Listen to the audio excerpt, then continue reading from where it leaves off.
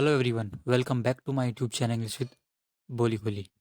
So guys, आज की video के अंदर भी आपको बहुत यूजफुल सेंटेंस स्ट्रक्चर फॉर्मेशन आपको देखने को मिलेगी जो आपकी इंग्लिश स्पीकिंग में बहुत ही हेल्प करेगी। तो गाइज, वीडियो को आपको एंड तक देखना है, वीडियो को ध्यान से देखना है बिना स्किप किए, और एक पेन और नोटबुक लेकर जरूर बैठना है। जो भी आपको इंपॉर्टेंट लगता है आपको जरूर नोट डाउन करना है। चैनल पर नए हो चैनल सब्सक्राइब कर लीजिए, बेल आइकन जरूर प्रेस कर लीजिए ताकि जो आने वाली वीडियो आपको टाइम पर मिल जाए। सो गाइज, बिना किसी देरी के शुरू करते हैं आज का ये वीडियो। तो देखिए गाइज, फर्स्ट सेंटेंस क्या है। कृष्णपुरा नामक गांव, एक छोटे से गांव में एक गरीब किसान रहता था। In a village, in a small village. Small मतलब छोटा, तो इन ए स्मॉल विलेज मतलब छोटे से गांव में। कोल्ड मतलब हो गया बुलाया जाता है उस नाम को, किस नाम से? कृष्णपुरा नाम से। ठीक है, तो in a small village called Krishnapura there lived a poor farmer. Poor farmer मतलब गरीब किसान रहता था। तो इस सेंटेंस को आप इस तरह बोल सकते हैं। In a small village called Krishnapura there lived a poor farmer. Okay, there lived a poor farmer मतलब एक गरीब किसान रहता था। ओके, ये सेंटेंस को आप इस तरह बोल सकते हैं। There lived a poor farmer in a small village. Named बोल सकते हैं या फिर कॉल्ड बोल सकते हैं, दोनों बोल सकते हैं, कोई सा भी लगा सकते हैं आप। ठीक है, वो अपनी पत्नी, एक बेटे और एक बेटी के साथ रहता था। He lived with his wife, a son and a daughter. He lived मतलब वो रहता था। ठीक है, सेकंड फॉर्म में रहता था। या फिर आप इस सेंटेंस को इस तरह बोल सकते हैं। He would live. वुड का यूज करके बोल सकते हैं, क्योंकि जब पास्ट की बात हो रही है तो आप कोई भी काम करता था। ही वुड प्ले, वो खेलता था। He would go to temple, वो मंदिर जाता था। ही वुड सिट, वो बैठता था। कुछ भी काम करता था तो वुड प्लस फर्स्ट फॉर्म से बना सकते हैं आप। ओके, ठीक है। तो आप ही लिव्ड सेकंड फॉर्म को यूज कर सकते हैं या फिर वुड का भी यूज कर सकते हैं। ओके, वो रोजी रोटी कमाने के लिए बहुत मेहनत करता था। He worked hard to earn his livelihood. Livelihood मतलब होता है रोजी रोटी, जीविका। ओके, आजीविका। तो he work hard to earn his livelihood, वह रोजी रोटी कमाने के लिए बहुत मेहनत करता था। एक दिन वह काम कर रहा था तब उसे चक्कर आ गए। One day he was working, he was working, वह काम कर रहा था। व्हेन ही फेल्ट डिजी। देखिए गाइस, फील डिजी का मतलब होता है चक्कर महसूस होना, चक्कर आना। जैसे कि मुझे चक्कर आ रहे हैं तो आई फील डिजी। ओके, आप ऐसे बोल सकते हैं। बट यहाँ पे क्या है, ये पास्ट में आ रहा है तो फील का फेल्ट हो जाएगा। ओके, तो ही फेल्ट डिजी, उसको चक्कर आ गए। तो one day he was working when he felt dizzy. एक दिन वह काम कर रहा था तभी उसे चक्कर आ गए। ओके, तो फील डिजी मतलब होता है चक्कर आना। जब कहीं भी आपको दिखे, सुनने को मिले, तो इसका मतलब होता है चक्कर आना, चक्कर महसूस होना। ओके, वो बेहोश हो गया और उसे बुरी तरह से चोट लगी। Okay, and he lost his consciousness and was hurt badly. एक वर्ड आया यहाँ पे, कॉन्शियसनेस का मतलब होता है चेतना। ओके, तो लॉस्ट मतलब खो गया। ठीक है, चेतना उसने खो दी मतलब बेहोश हो गया, कहने का मतलब है। तो ही लॉस्ट हिज कॉन्शियसनेस मतलब वह बेहोश हो गया, उसने अपनी चेतना खो दी। एंड वॉज हर्ट बैडली, और उसे बुरी तरह चोट लगी। ओके, मतलब वो हर्ट हुआ, उसे चोट लगी। ठीक है, बैडली मतलब बुरी तरीके से। तो and he lost his consciousness and was hurt badly, और वो बेहोश हो गया, उसने अपनी चेतना खो दी और उसे बुरी तरह से चोट लगी। ओके, वो परिवार का एकमात्र कमाने वाला था। He was the only bread winner of the family. अब देखिएगा, यहाँ पे एक वर्ड आया है ब्रेड विनर, इसका मतलब होता है कमाने वाला। ठीक है, इसके सिनोनिम्स हो सकते हैं वेज अर्नर। वेज मतलब मजदूरी, अर्नर मतलब कमाने वाला, या फिर अर्नर, या फिर producer, supporter, working man. Okay, ये इसके सिनोनिम्स हो सकते हैं ब्रेड विनर के। ठीक है, मतलब कमाने वाला। तो ही वॉज द ओनली मतलब एकमात्र, केवल एक। He was the only bread winner of the family, वो परिवार का एकमात्र कमाने वाला था। ओके, इसलिए उनका गुजारा करना मुश्किल था। सो, सो मतलब इसलिए। इट वॉज वेरी डिफ़िकल्ट, अब अर्थ निकालना है एक शब्द का। It was very difficult for them to make ends meet. Make end meets मतलब होता है एक फ्रेज, इडियम फ्रेज होता है, इसका मतलब होता है गुजारा करना। ठीक है, घर का खर्चा करना, मतलब इतने पैसे होना आपके पास जिससे घर का खर्चा चल जाए। ठीक है, तो so it was very difficult for them, उनके लिए बहुत ही मुश्किल था, टू मेक एंड मीट्स, घर का खर्चा चलाना, ठीक है, या फिर गुजारा करना मुश्किल था। ओके। एक दिन उसकी पत्नी ने कहा, one day his wife said, उसकी पत्नी ने कहा, उसकी पत्नी ने बोला, डियर, प्रिय, मैं कुछ काम करने के बारे में सोच रही थी। I was thinking about doing some work.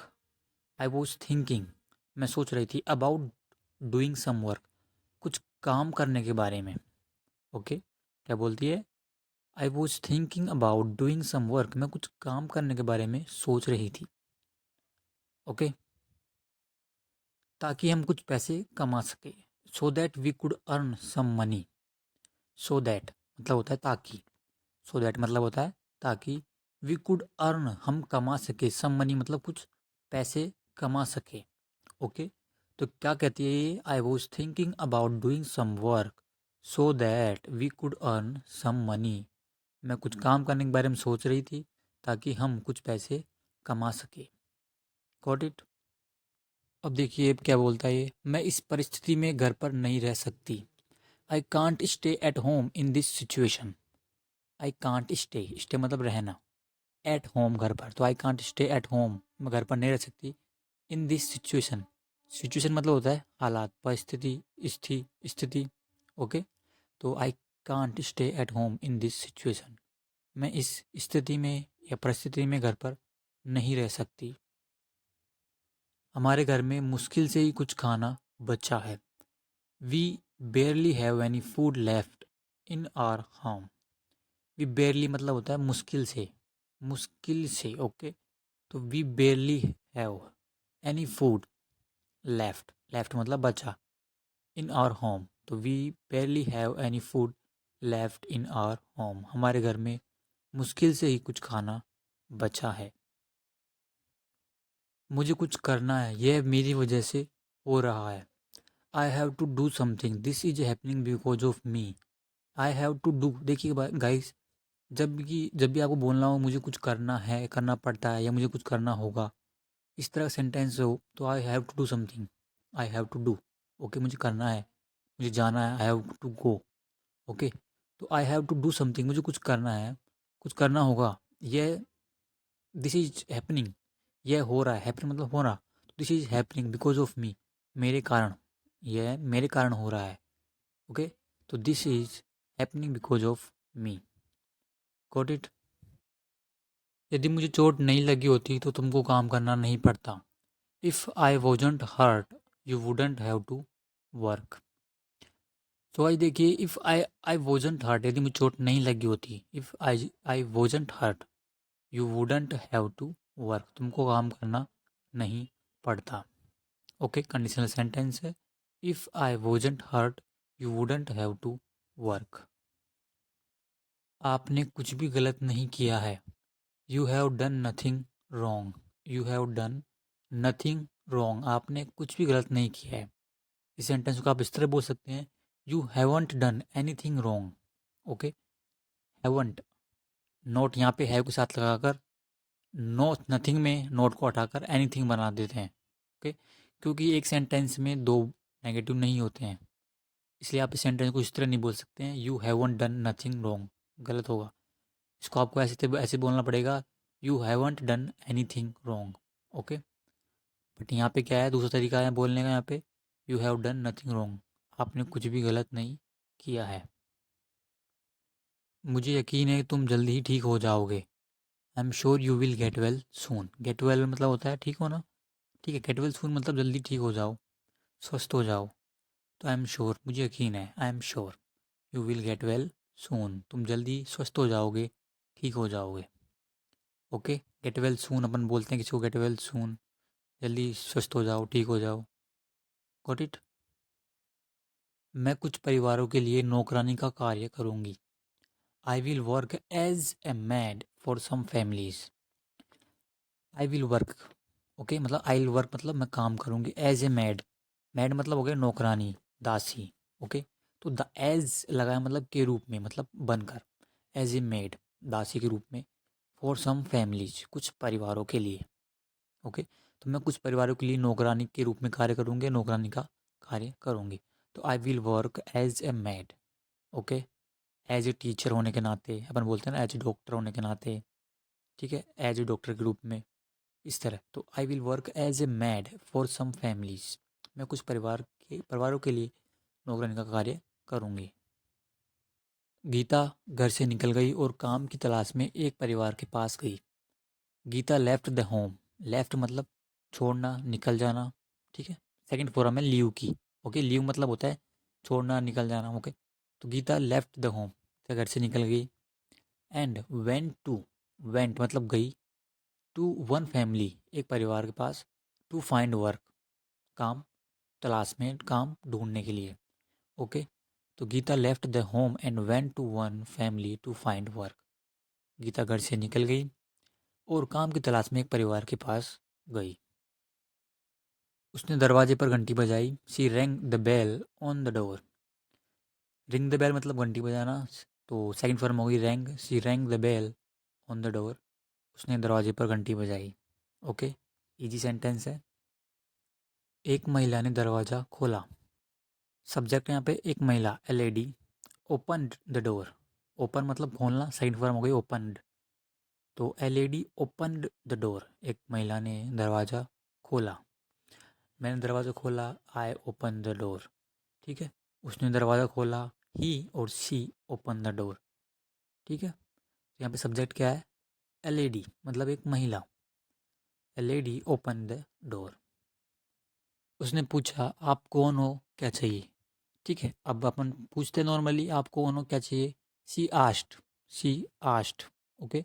उसने पूछा, हु आर यू, सिंपल सा है, who are you and what do you want, और तुम्हें क्या चाहिए, तुम क्या चाहते हो। ओके, तो उसने पूछा, she asked, who are you, what do you want. What do you want मतलब आप क्या चाहते हो, आपको क्या चाहिए। ओके, मुझे काम की ज़रूरत है। I am in need of a job. I am in need of a job equal to I need a job. Okay, दोनों का मतलब एक है, मुझे काम की ज़रूरत है, मुझे जॉब की ज़रूरत है। ओके, मुझे नौकरी की ज़रूरत है। तो I am in need of a job. Okay, मुझे पैसों की ज़रूरत है। I am in need of some money, कुछ पैसों की ज़रूरत है तो सम मनी। ओके, तो I am in need of a job. Got it. मैं वह सब करूँगी जो आप मुझसे करवाना चाहोगे। I will do anything you want me to do. I will do anything मतलब मैं कुछ भी करूँगी। मैं आई विल डू एनीथिंग, मैं कुछ भी करूँगी। You want me to do, जो आप मुझसे करवाना चाहते हो, मतलब आप मुझसे करवाना चाहोगे। I will do anything you want me. You want मी मतलब तुम मुझसे चाहोगे, टू डू ये कर। जैसे कि I want you to do, मैं चाहता हूँ कि तुम ये करो, मतलब सिंपली कहने का मतलब है तुम ये करो। तो आई वांट यू, मैं तुमसे चाहता हूँ, I want you to do.